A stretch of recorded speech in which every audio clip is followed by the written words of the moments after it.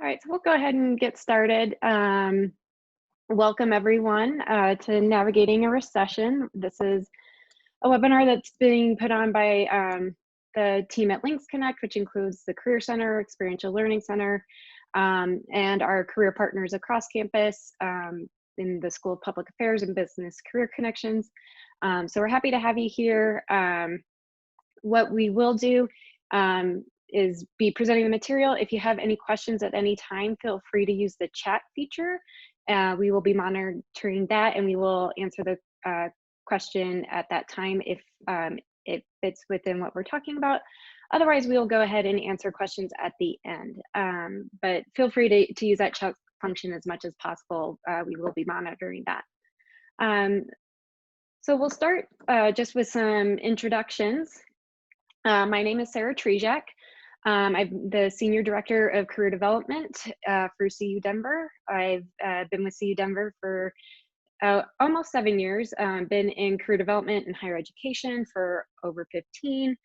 And I've led a career center through the Great Recession of 2008, saw how that changed the world of work, and that really created a fascination in me on how economic trends, both good and bad, really shape jobs of the future and change jobs of today.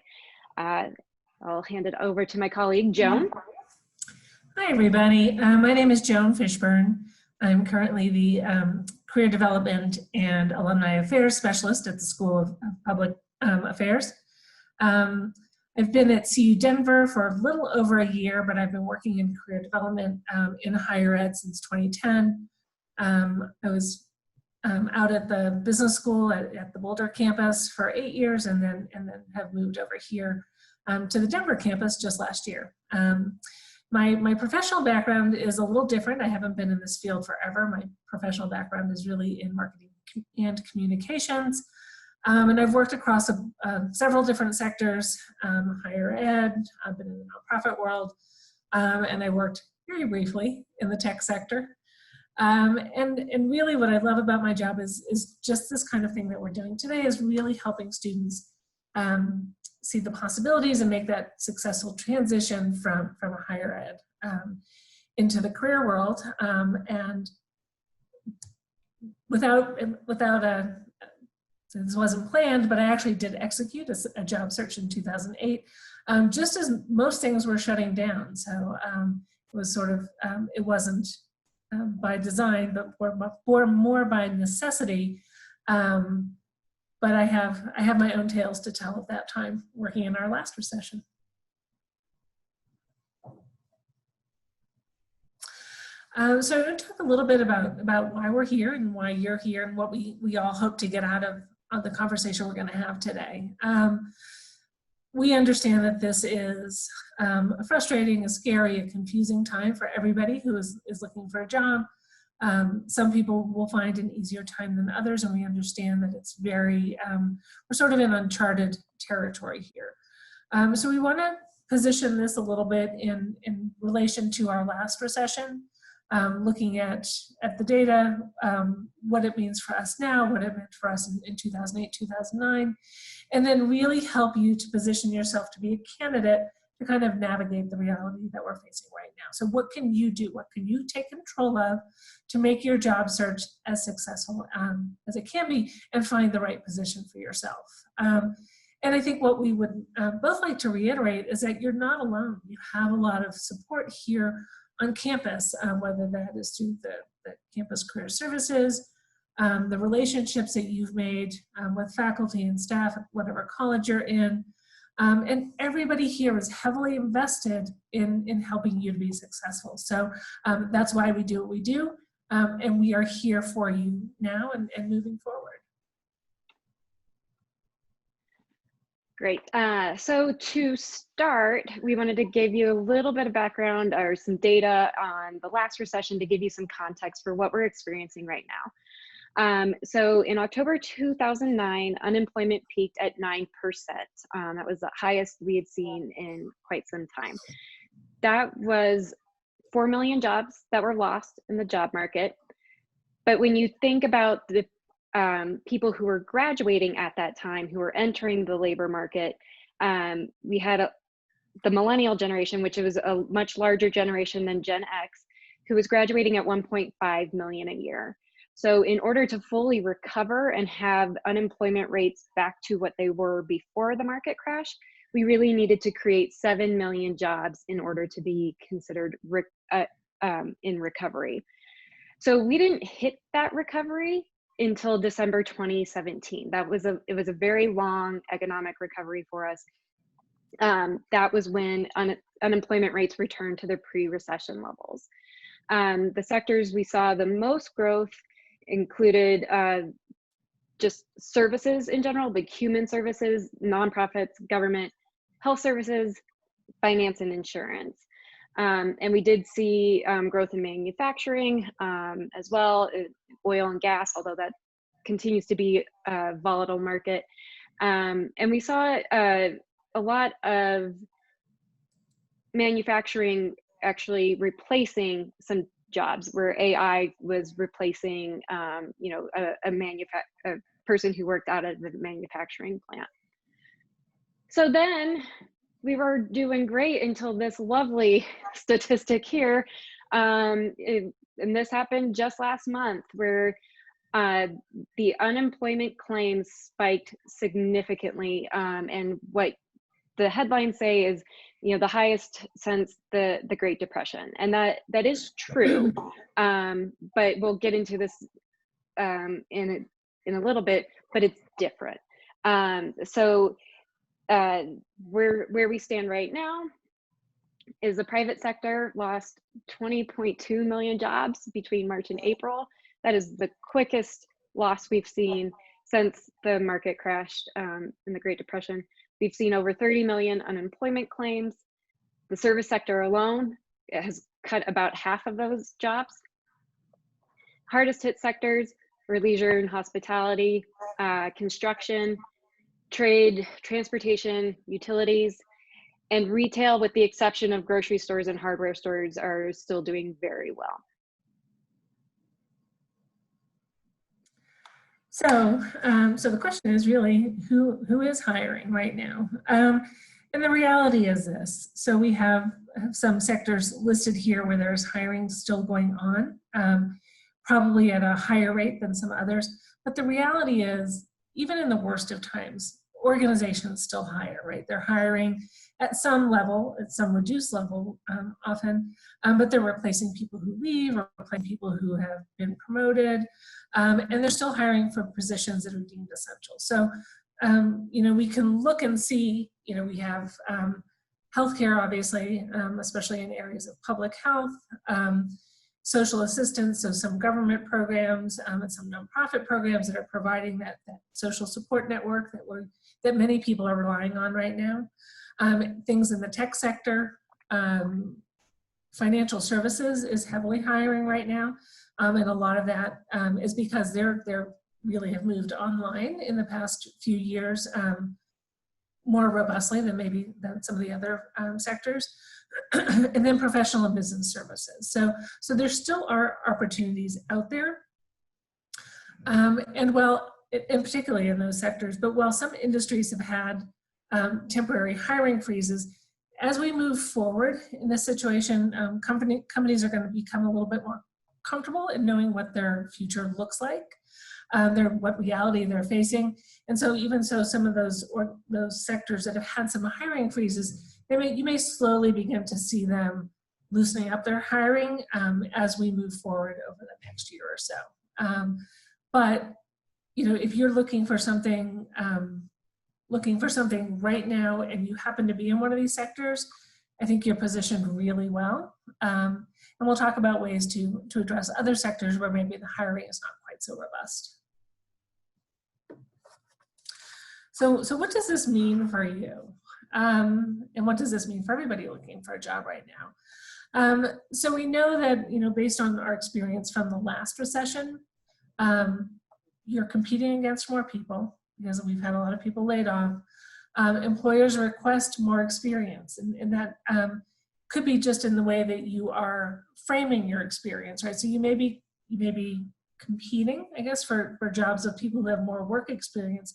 But we also want to talk about, and we'll talk about this a little bit later, how to talk about the experience that you are bringing to the table. And fortunately for you, when we look at a downturn, you know, your college degree is that much more valuable. I mean, we saw this in the last recession, that people with a college degree were hired at a much higher rate than those without a college degree.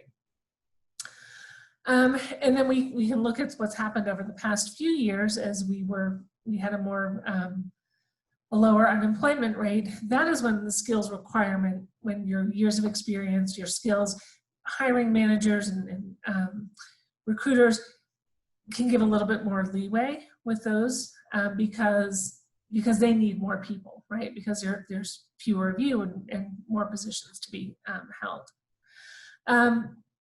So we just want you to think about, you know, bring this back to a more personal level. You know, what does this mean for you? How do you need to learn to make yourself a more competitive candidate if you're competing for jobs against people who have that longer work history? And that's what we're going to talk about next, is bringing kind of the big picture down to a more personal level. So we're going to talk again about how you can personally develop your portfolio and what you have to bring to the table, and how you're going to present that to employers to make sure that you are a competitive candidate. And the first thing is making yourself more visible. And I know sometimes people can get a little nervous when we talk about making yourself more visible, but what it really means is that you are just creating a story for yourself and being able to talk about what you're bringing to the table, right? So thinking about everything that you have experienced as a student, maybe on your internship or in jobs that you've had, volunteer experiences, and how that creates a story of who you are and what you are going to tell that employer about all the things that have made up kind of the whole package of who you are and why that makes you a good fit for whatever position you're applying for. We're going to, talk a little bit about networking and informational interviewing. Those are really important in building up your support system. Networking is a little bit more of a challenge now. I say we can't ask people to go out for coffee, but what I have found in working with some of our alumni and our community partners over at the School of Public Affairs is that people are being very generous with their time. So it's actually a good time to be doing that outreach and saying, hey, can we just jump on Zoom or pick up the phone and make a phone call, and making those connections and people are just more willing to do that. I think there's a feeling of goodwill out there, especially for our CU Denver alumni. They're really interested in supporting the students who are just graduating. It's not long ago that some of our alumni were facing that job market in 2008, 2009. So they have great experience. They were there in the last recession. They have very good tactics about how they used to find the positions that they were looking for. And then LinkedIn, and people love it, people hate it, but you really have to be on there right now. It's a great way for you to get out there. It's a great place for hiring managers just to do a quick search to find out who's got skills, who's graduated, who they're connected with. And it's a great way for you to connect with people that you know from other alumni, other students that you've graduated with. Think about the people that you worked with on your internship, not just your manager on your internship, but the other people that you worked with. And bring all those people and create that little community for yourself on LinkedIn. It's a great platform for lots of things, but you have to make yourself, build yourself that professional presence on LinkedIn to make that happen for you. And then we just want to talk also about making yourself the best candidate. So that is really doing some self-reflection and thinking what skills you bring to the table. People always think they have fewer skills than they do. There are lots of ways that you build skills and you hone your skills. So we want to think about the skills that you have, and then making the employer see that not only do you have those skills, but how you've learned them, how you've used them. and how you could potentially use them on the job. So what are these skills? These skills were developed by the these 8, we call them the career readiness competencies. They were defined by the National Association of Colleges and Employers. They survey employers every year, they survey colleges every year and say, what skills do you feel are most critical for recent graduates to be successful in the workplace? And then they've lumped them into these 8 labels. And we're going to go through all of these one by one. We do have a handout for you that defines these for you. So we are going to move fairly quickly through each one. So don't feel like if you miss something, you need to scramble to take notes or anything. But what is important to note about these skills is they're really what we call transferable skills, meaning that you can take these skills with you anywhere you go. They're not industry specific, but that the majority of employers throughout industries rank these 8 skills as something they deem essential for employees to have in order to successfully work for them and in order for you to successfully navigate your career. So the first one we have here is critical thinking and problem solving. And that is just the ability to use your judgment to make appropriate decisions and overcome problems. Able to obtain, interpret data, and to use that data and make decisions for yourself. So some things you can ask yourself about this is, what problems do you care about solving? What opportunities have you taken in the classroom to analyze and solve a problem? A lot of your faculty members, when they are creating assignments for you, it's in order to help you develop these critical thinking and problem solving skills. So the next one's oral and written communication skills. I think every job posting ever written wants people with good oral and written communication skills. So how can you think about demonstrating that? So it's really about how you express yourself in written form and oral form, and the ways that we do that have expanded greatly. So think about if you want to demonstrate those skills, think about presentations you've made in class, whether those are individual presentations, group presentations. What is the difference? How do you present differently in a group than you do individually? Think about times that you've resolved conflict. Those are really often good ways of demonstrating your oral communication skills. Put together a portfolio for yourself, and it doesn't have to be anything formal, just be a file on your desktop, papers, PowerPoints, anything like social media posts that you may have done for an organization.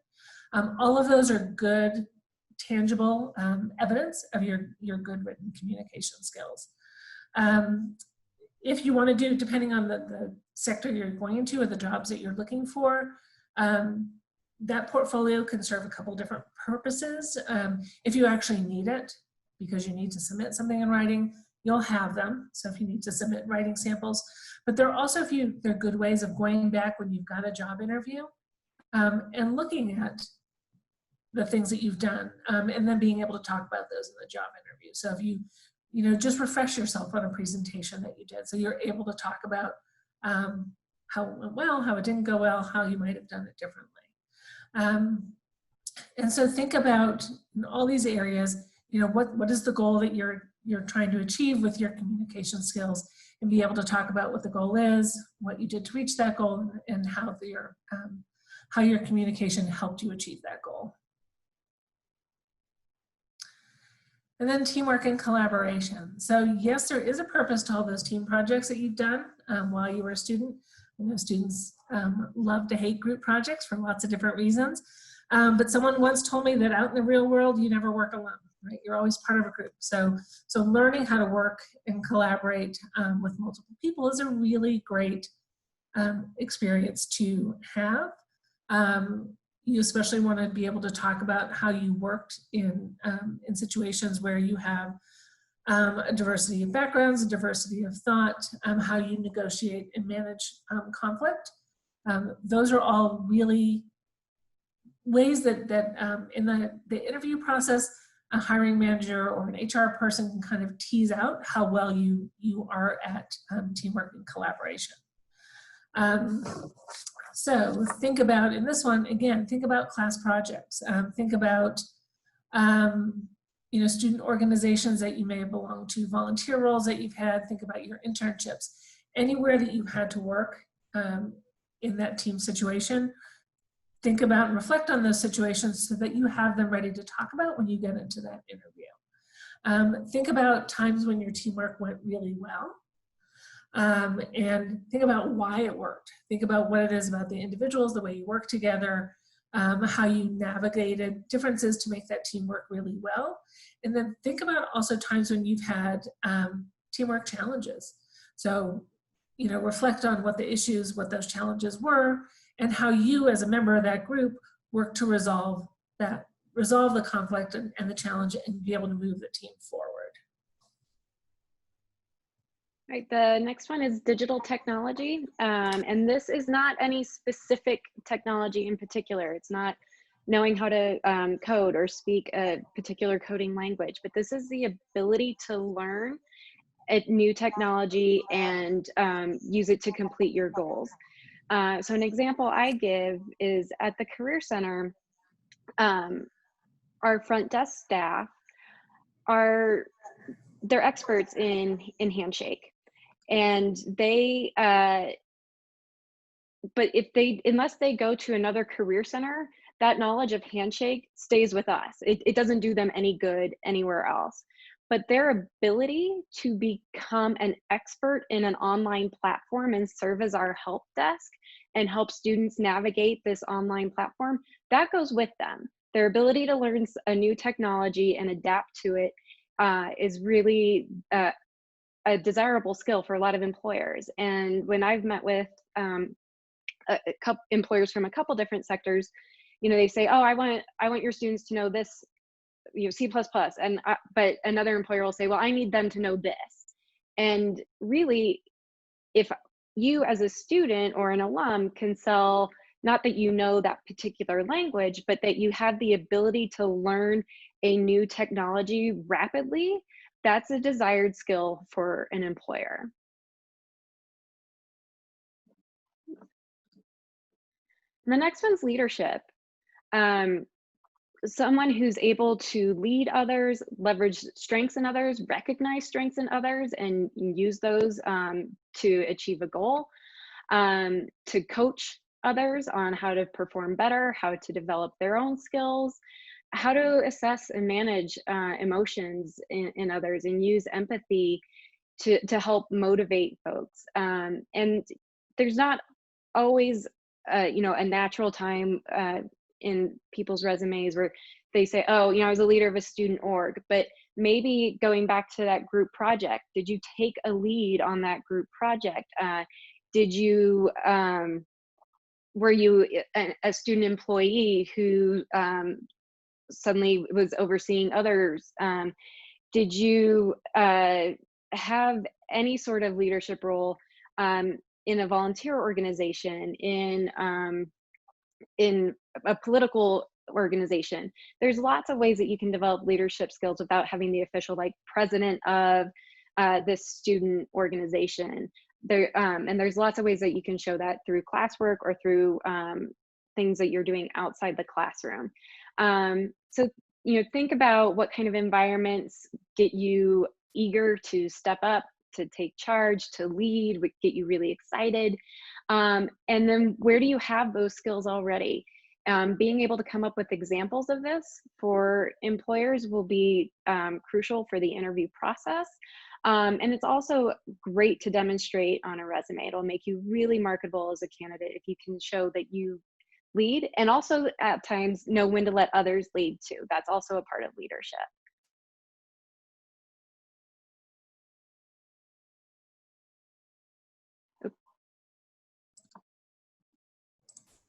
Somehow did myself. Sorry, Joan. The next one is professionalism and work ethic. And this can be kind of a hard one. I think the next couple can be hard ones for students to think about, because you don't necessarily think that you're demonstrating professionalism, as a student, but you actually are. So you want to think about, again, how you're working with others. Are you meeting deadlines? How are you managing your life as a student? If you've got assignments and involved in projects, and you've got a part-time job or an internship, like how are you managing that workflow? That is really all talks about your professionalism and work ethic. And then thinking about the choices that you make as a student. There's all kinds of opportunities for you to, have opportunities for you to make decisions, and thinking about the decisions you've made, how do they demonstrate your integrity and your own ethical code? And you want to be thinking about, what lessons have you learned? So looking at maybe your internship. How did you observe people acting professionally on the job? How did you observe people managing those ethical dilemmas when they come up? And those are really good ways for you to start to develop your own code of professionalism.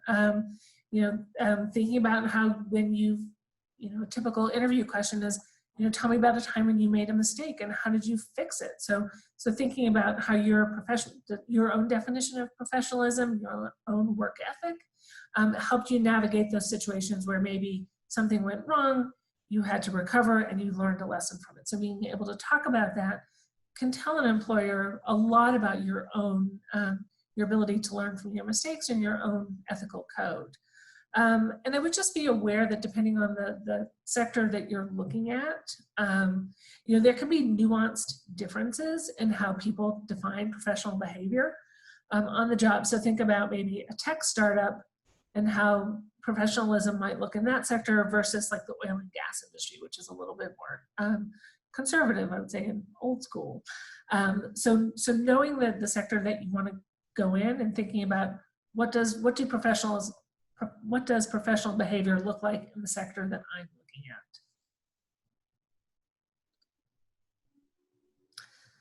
at. And then career management. This one is asking you to think a little bit about thinking about your future. What are your short-term goals? What are your long-term goals? Being able to articulate those. Thinking about your skill set. What strengths are you bringing to a position? What is the skills gap? Where do you maybe need to develop skills that you don't have yet? Really understanding kind of what the career paths are in the different sectors you might be looking at. And some of that can be informed by some research that you've done on your the job and the career path you're looking at, but also looking back at your internships, your volunteer experiences, class projects again, and thinking about what you've learned from those that you can build future decisions on as far as your career path goes. And again, this comes back to, what is your support system? If you feel like, I don't really know much about career management, how do I learn about that? Bring it back to your support system. Make an appointment at the Career Center. Talk to mentors or faculty members, and get them to help you figure out, again, what that gap is, what you know, what you need to know, and where you need to develop in your career management. Last one is global and intercultural fluency. I just love their definition, so I'm going to read it straight up, which is to value, respect, and learn from diverse cultures, races, ages, genders, sexual orientations, and religions. The individual demonstrates openness, inclusiveness, sensitivity, and the ability to interact respectfully with all people and understand individuals' differences. This is becoming more and more important. This was actually not one of the original competencies that was defined by NACE, but came out in, I believe, 2017, as employers become more global, understanding that they need employees and to create a culture of inclusiveness and respect of other people's backgrounds and life experiences in order, really, as a way to retain employees, but also as a way to enter the global market and be respectful of people that you might be Zooming with in a completely different time zone, in a completely different country, with a different understanding of cultural norms, that this is really crucial for employers to have employees who understand and have the ability to do this.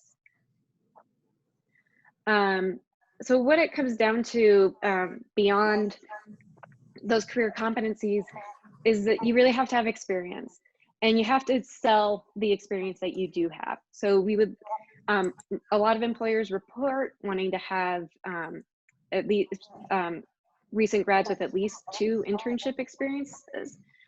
Now it might be more like 3, knowing that they're going to increase their skills requirement. And the training that you receive is really crucial for developing these career readiness competencies. But if you haven't had the luxury of doing an internship, how do you sell other experience? I know myself, I worked part-time while I was in college. And I think that part-time job, I could easily say developed most of those competencies, maybe not all, but maybe my classroom experiences or doing a group project also demonstrated my collaboration and teamwork, where me working alone at a front desk did not. So there's ways that you can sell what may be considered, what you may think is not relevant experience or an internship in the career readiness competency lens that will make you a more marketable candidate to employers. So the other piece is you can treat volunteer experience like professional experience.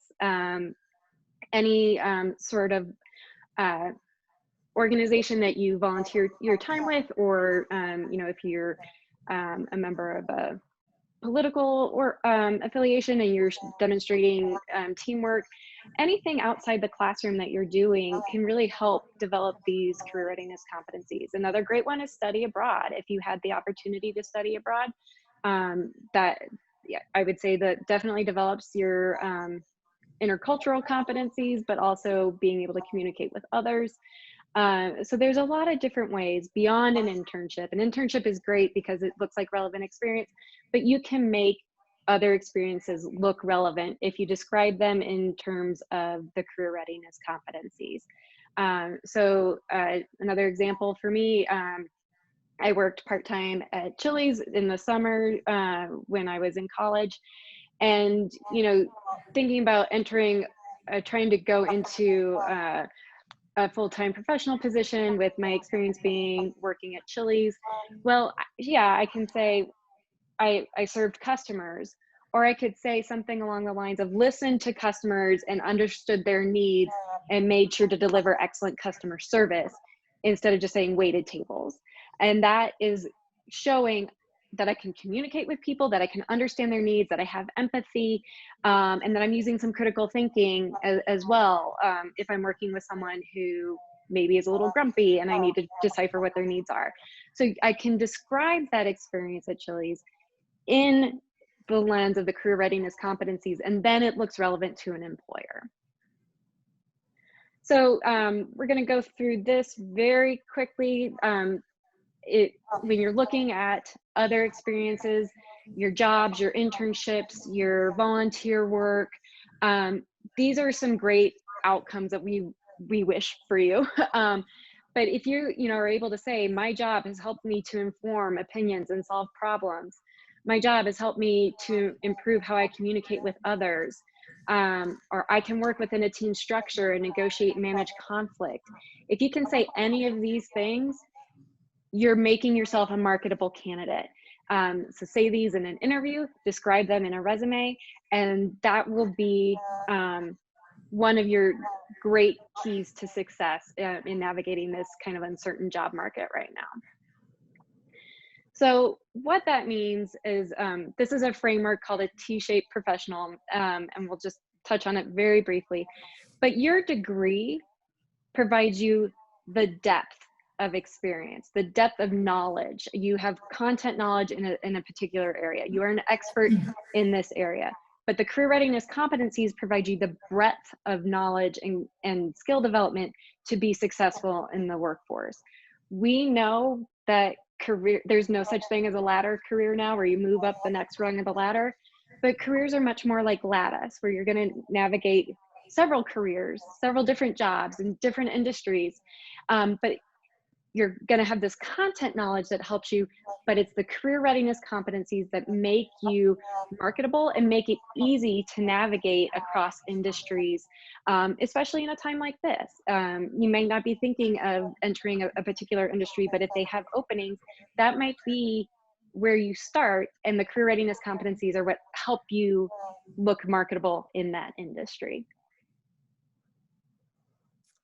So we're going to get into some do's and don'ts, things that you should be doing at this point if you are looking for full-time job, internship, whatever your next step might be. So the number one is keep applying. And I know that can be hard to hear right now when there is so much uncertainty, but if you don't apply, you can't get the job or the internship, right? If the employer doesn't know you're interested, they're not going to magically reach out to you. So you really have to keep applying. The caveat to that is to think quality over quantity. Don't send out 100 resumes just because there are 100 job openings.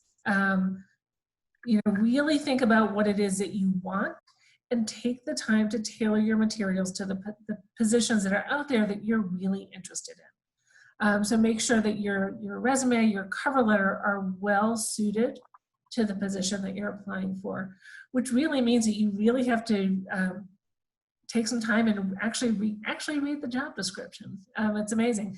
I go old school. I actually print out the job descriptions. I'll take my trusty highlighter and I will highlight everything in that job description where I think I match up, or anything that I think that they think is really important.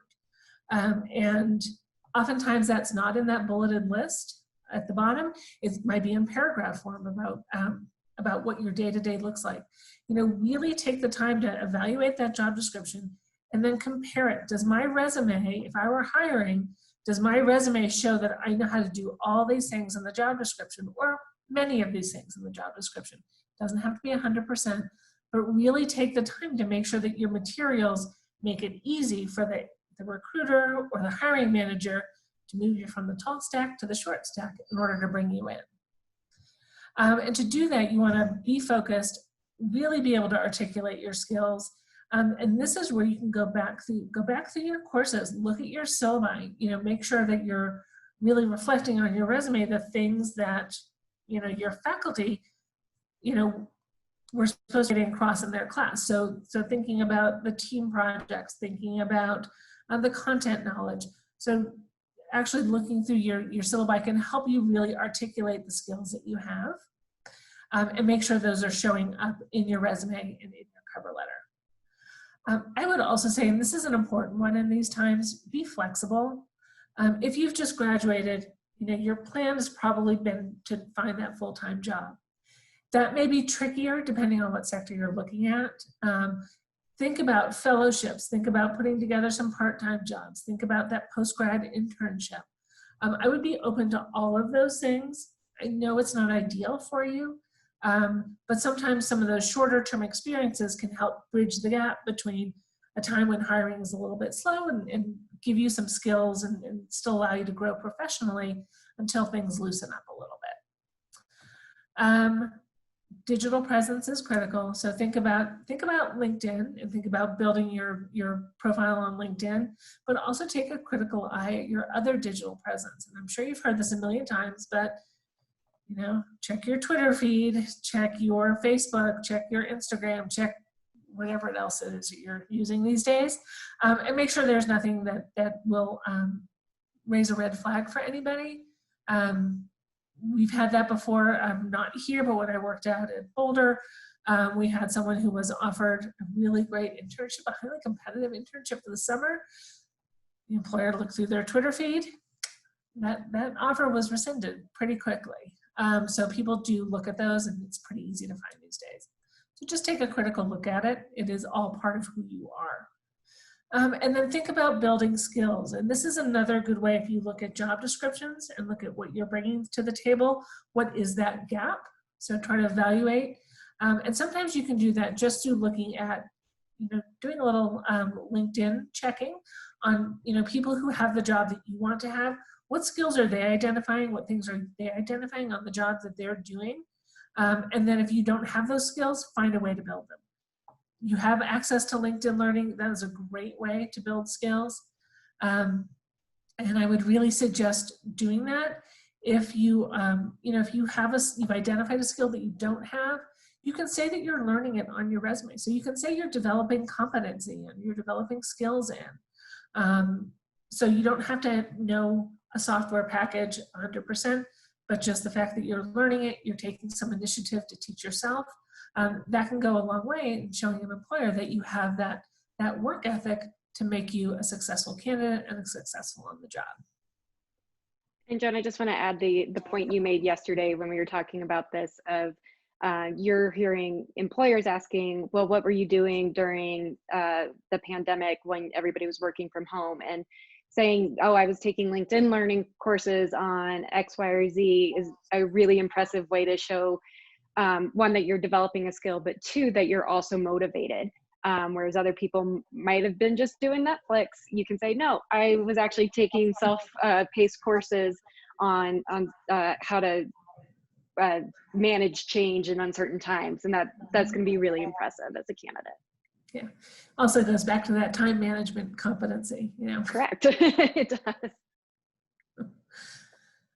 And then a few more things, especially during this time, there's lots of places in need. Consider how you can help another student looking for a job, but also think how you can help your community. Those are all great ways to build skills. And there's lots of places out there right now that are looking for help. And then kind of the last few are really thinking about you as an individual. If you are concerned about your prospects, if you are concerned that you are confused about what the job outlook looks like, make sure you're talking to someone, whether it's someone in your inner circle or someone on campus. You're not out there alone. You've got lots of support available to you. We have lots of resources. Handshake is actually a really great resource. For some reason, I don't know why, people tend to discount the university job boards, and that's not just here. That's when I worked at Boulder too. There are fantastic opportunities on Handshake. Definitely worth taking a look. Lots of great events happening virtually at the moment. But looking at what's happening at LynxConnect, again, touching base with your faculty. Looking at any kind of learning opportunities. I know at the School of Public Affairs, some of our association partners are doing some really interesting webinars that they're opening up to students. So what are the other opportunities for learning out there in your field? So checking those professional associations to see what they have going on in the way of professional development and learning. And then in any time of uncertainty, focus on what you can control. So you can control, how you're spending your time, where you're applying, developing your skills, developing your network. Those are all things that you have control over. We don't always have control over which sectors are not hiring or what's happening in the political realm. Think about how you can control what you can control, and that should help relieve some of your anxiety about entering into your job search. And we have the don'ts. Don't give up. Just as we were saying, keep applying. An employer isn't going to know you're interested if you don't apply. We're in a time where it's going to take more time. We want to be really honest about that. But there are opportunities out there, and there are employers who are still hiring. So don't take yourself out of the game because there are opportunities that exist. Don't apply for everything. To Joan's point, we'd much rather you take your time and apply for 10 positions and really tailor your resume to each one. If you do that, hopefully a good ratio is like 2, you'll hear back from 2 employers for an interview. A 2 to 10 ratio is a really great ratio. And if you spend that same amount of time applying for 100 jobs, but not tailoring your resume or your cover letter or any materials that you're applying for, you're probably still going to hear back from 2 employers. So the ratio is much less frustrating for the job searcher if you take the time to find the jobs that you think you can describe the skills and really tailor your resume and your cover letter to show why you're the best fit. It's much better for everyone's sanity if you do that, and you're going to get better results too. Don't go it alone. We have LynxConnect staff, Joan and SPA, Business Career Connections, and a ton of people in the CU Denver community who've been reaching out saying, how can I help students? Joan has great alumni circles who are trying to help recent graduates. Our alumni association is fielding calls from alumni. You're not in this alone. You have the resources here. We are here to help. Please use us. Please consider us a part of your network. And then don't take a gap year or return to graduate school unless that was already a part of your plan. I know this might sound weird with someone in higher ed, like, oh, you shouldn't go to grad school. But when we, in recessions, we do see a lot of people returning for graduate degrees. That's fine if that was a part of your plan. But if you're doing it to like wait it out, what you're doing is not earning any income and building student loan debt. And so you will be in a worse place financially if you do that than if you stick it out. Now, traditionally, graduate degrees do out-earn bachelor's degrees, but you need to weigh the costs. And there are certain fields where graduate degrees are required. And so please go to graduate school. If it was a part of your plan, please continue to do it. But don't take yourself out of the market just because it's uncertain times and it's going to take a little longer. And again, don't worry about what you can't control. You cannot control the economy. You cannot control the pandemic. And you can't control the economy's response to the pandemic. If we could, we'd probably not be here right now. So don't put your energy into that. Put your energy into finding the jobs and tailoring your resume so that you can feel good about your efforts.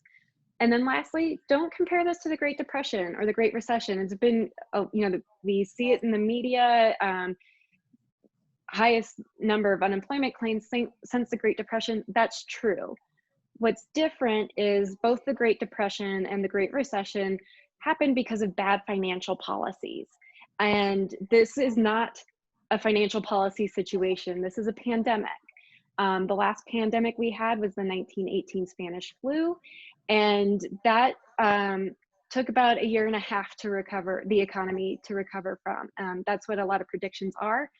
But we don't know because the workforce is very different than it was 102 years ago. So it could be faster with technology. It could accelerate our recovery.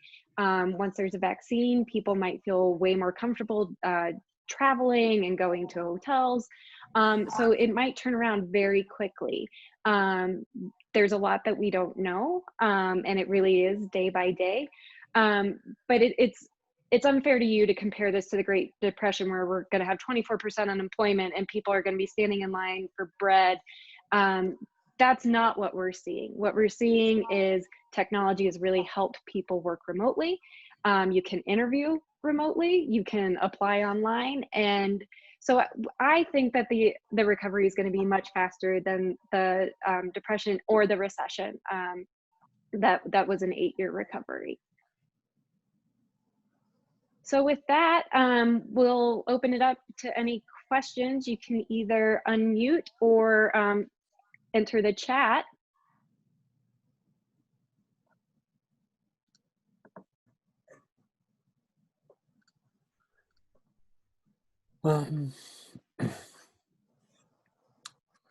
No, I think that kind of answered everything for me. I don't have any questions at the moment.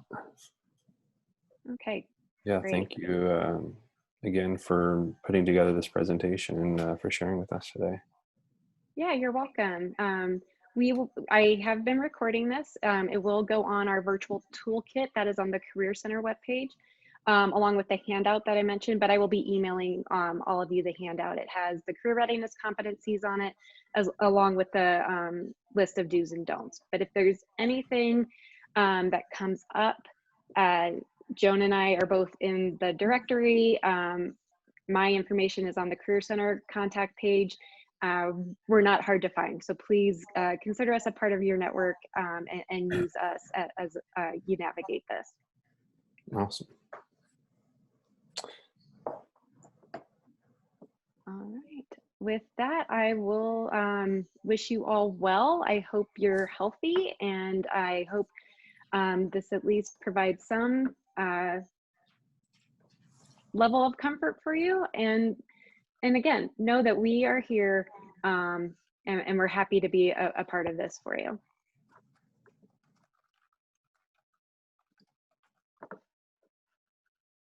Have a good day, everybody. Bye. Oh, yeah, we're good.